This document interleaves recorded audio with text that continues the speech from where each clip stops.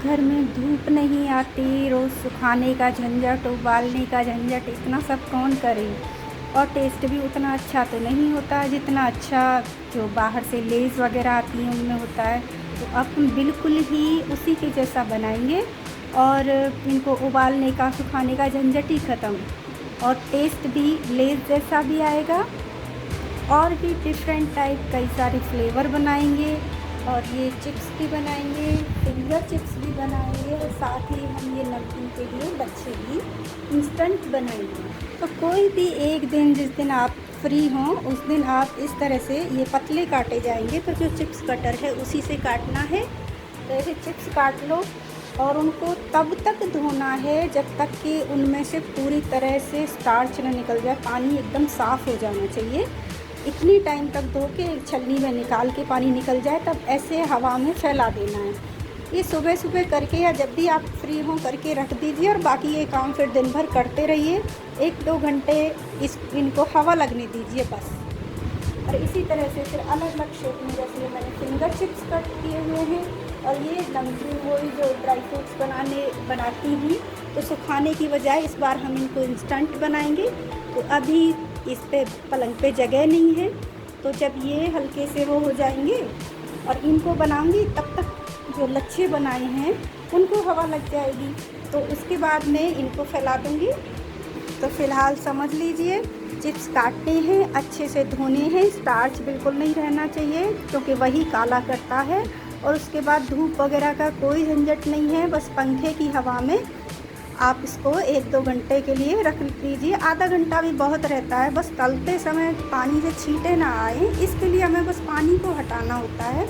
और ये जैसे लगभग अभी हो चुकी हैं, कोशिश नहीं करनी है वरना ये बिल्कुल काले या लाल पड़ने लग जाएंगे, क्योंकि ये कच्चे हैं, ये बॉइल्ड नहीं हैं। तो बस पानी सोखने तक ही हमें इनको हवा में सुखाना है, ना कि धूप में। और अब हम ऑयल गरम करेंगे। ऑयल बहुत तेज़ गरम नहीं होना चाहिए, लेकिन एकदम कच्चा भी नहीं होना चाहिए। ऐसे करके हम इसको थोड़ा सा, अभी ये हो गया है तो फ्लेम को बिल्कुल अब सिम कर देते हैं, और हम डाल देते हैं अब ये कुछ चिप्स। इसमें विनेगर लिया है और इसमें सेंधा नमक डाल दिया है ताकि हम व्रत वगैरह में भी खा सकें। और ये आपको हर उसमें अभी फर्स्ट में हम 2 चम्मच डालेंगे, और फिर हर चिप्स के उसके बल्क के साथ 1 चम्मच इसमें डालते जाएंगे, जिससे इनमें क्या होगा, थोड़ा नमक का टेस्ट आएगा और ये प्रिजर्व भी हो जाएंगे। तो हम 2 से 3 चम्मच इसमें अब डाल देते हैं।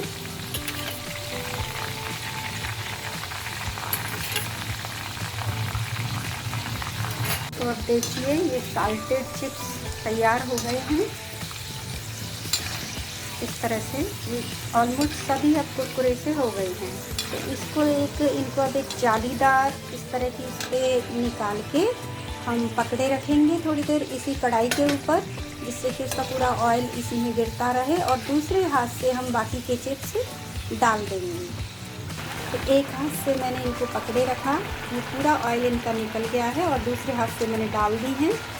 और ये देखिए अभी आप इनकी खनक देख लीजिए अच्छे से, और ऐसे ये सूखेंगी, ठंडी होते ही और भी ज़्यादा कुरकुरी हो जाएगी। ये सब बन गई हैं, बच्चे भोग लगा चुके हैं अच्छे से भर भर के प्लेट, और अभी तो सिर्फ ये सॉल्टेड हैं। तो भाई देखिए, मेरी तो काफ़ी हाई फ्लेम पर भी ये सिक गई थी, क्योंकि ये बहुत ज़्यादा सुखा दी थी मैंने, पानी बिल्कुल भी नहीं रहा था। 2 घंटे काफ़ी रहते हैं ज़्यादा से ज़्यादा, लेकिन मेरी तो और उससे भी ज़्यादा करीब 3 घंटे सूख गई थी।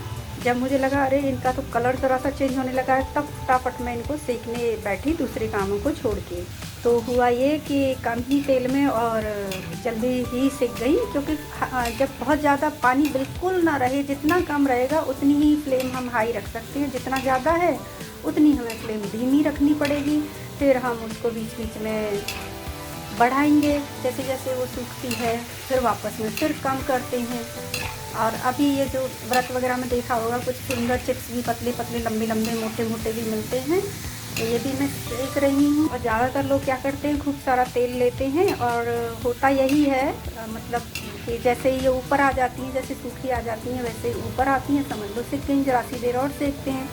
मैं थोड़ी-सी इस मामले में कंजूस हूँ कि मैं तेल को कम ख़राब करती हूँ। मुझे लगता है कि ये फिर ये तलने के बाद वो तेल जो होता है वो उतना यूज़फुल नहीं रहता, पहले जैसा टेस्ट नहीं रहता। तो मैं इसलिए थोड़ा कम ही लेती हूँ, इसलिए मैंने खूब सारी डाली और कम तेल में ही इनको सेका है। और अब उसी बचे हुए तेल में, क्योंकि ऐसे में गरम भी हो रखा है, ये फिंगर चिप्स सेक लेती हूँ। फिर भाई पुदीना हमने सुखाने रखा हुआ है छाया में ही, साफ़ करके जब वो सूख जाएगा तो उसका फ्लेवर दे देंगे इनमें। और इस तरह से अब ये भी देखिए अच्छे से कुरकुरी हो गई हैं। तो अब इनको भी निकाल लेते हैं इसी तरह से जाली में, और दूसरे डाल दिए। ये इनकी खनक सुन लीजिए। तार मैं लच्छे भी ऐसे ही डाल रही हूँ, कुरकुरे होने तक सेकनी है। और इसमें मैं नमक ऐड नहीं कर रही, क्योंकि हम जब ड्राई फ्रूट्स वगैरह बनाएंगे, मिक्स करेंगे, इसमें नमकीन बनाएंगे, तो उन सब में भी मसाला डालना होगा, तो उसी टाइम हम नमक ऐड करेंगे। इसलिए अभी मैं इसमें सिर्फ विनेगर डाल रही हूँ थोड़ा सा। जब ये हल्के से कुरकुरे होने लगे तो इनको हल्का सा हिला दीजिए। और अगर आप बड़ी कढ़ाई लेते हैं, तेल की क्वांटिटी ज़्यादा रखते हैं, तब तो सीधा सा फंडा है कि ये सब ऊपर आ जाएंगे। और जैसे ही ऊपर आए थोड़ा सा उनको हिला के और ऐसे करके उनको उतार लीजिए। और वो बिल्कुल लाल भी नहीं होंगे, क्योंकि वो तो सीधे तल के आ जाएंगे ना उसमें ऊपर ज़्यादा तेल में। मेरे हल्के से क्यों हो रहे हैं, क्योंकि मैं बस अब ये ऑयल ही पूरा यूज़ में ले लिया जितना लिया था, और सारा ख़त्म हो जाएगा मेरे सारे लच्छे सिकने तक। सारे ड्राई फ्रूट्स भून गए हैं और इनमें मैंने मखानी है, मूंगफली है, किशमिश है, काजू है, बादाम है, ये सब डाले हुए हैं। और अब हम इसमें ऐड कर देंगे ये जो आलू के लच्छे बनाए थे वो थोड़े थोड़े करके। और ये मैंने ये मसाला बनाया हुआ है, इसमें बस जीरा है, सेंधा नमक है, काली मिर्च है, थोड़ा सा अमचूर है। अच्छा, कुछ लोग भून के बनाते हैं पर इसकी पूरी खुशबू उड़ जाती है, तो मैंने तो इसको कच्चा ही पीसा है।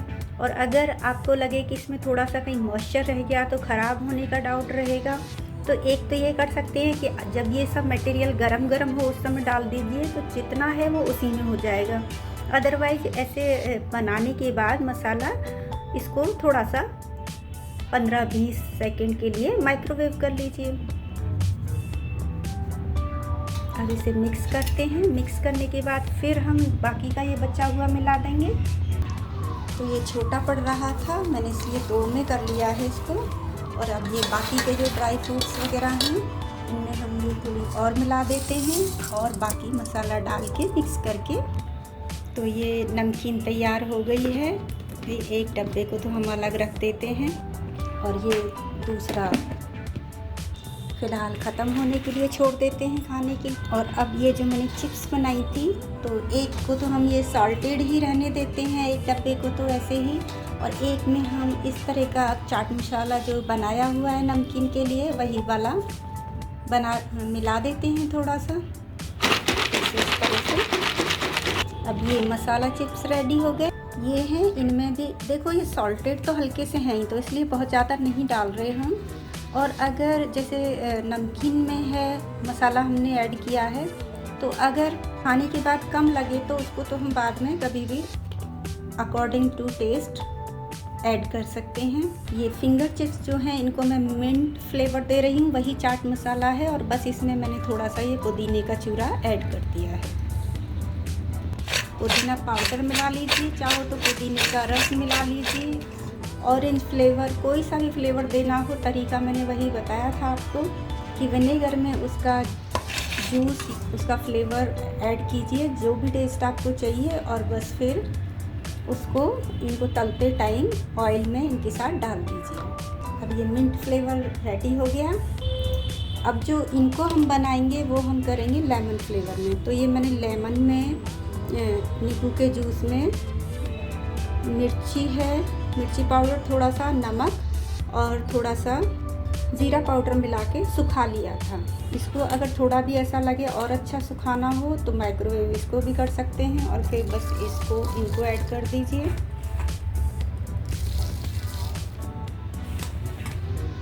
अकॉर्डिंग टू टेस्ट फिर से और डाल दीजिए। तो भाई अब ये सारी नमकीन की दुकान रेडी हो चुकी है। अलग अलग फ्लेवर में है, नमकीन है, कुछ वेफर्स हैं, चिप्स हैं, फिंगर चिप्स हैं, सॉल्टेड हैं, मसालेदार हैं। तो अब हेल्दी साफ़ सुथरा घर में ही बनाइए, बच्चों का मन क्यों मारते हैं। और अगर अच्छा लग रहा है और भी ऐसे आइडिया चाहिए तो आप पहले इधर आइए। तो भाई तब्बू जी कह रहे हैं कि थोड़ा सा लाइक भी किया करो और थोड़ा शेयर भी कर दिया करो। और सब्सक्राइब क्यों नहीं करते हो? शेयर करवा के सब्सक्राइब तो करवाओ लोगों से। ऐसे ही फ्री में देखते रहते हो मेरी मम्मी की इतनी मेहनत को। सही बात है ना? हाँ चलो।